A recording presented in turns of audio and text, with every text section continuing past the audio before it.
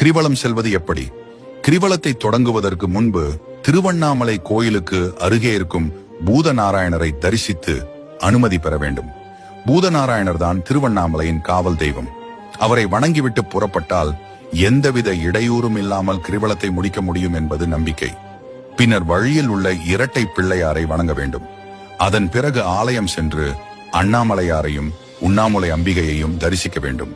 அதன் பிறகு கோயில் ராஜகோபுரத்தை வணங்கிவிட்டு மலையை வலம் வரத் தொடங்க வேண்டும். கிரிவலத்தை இப்படித்தான் தொடங்க வேண்டும் என்பது நியதி. கிரிவல பாதையில் 8 திசைகளுக்கும் ஒவ்வொரு லிங்கம் இருக்கும். கிரிவலத்தின் இந்த லிங்கங்களை வணங்கிவிட்டு தான் செல்ல வேண்டும். மலையை ஒட்டி நடக்காமல் இடது பக்கமாகவே செல்ல வேண்டும்.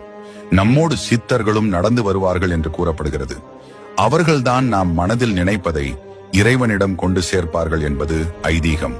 கை கால்களை வீசிக்கொண்டோ பேசிக்கொண்டோ செல்லக்கூடாது. அமைதியாக மனதில் இறைவனை நினைத்து அண்ணாமலைக்கு அரோகரா என்று கூறிக்கொண்டே செல்ல வேண்டும்.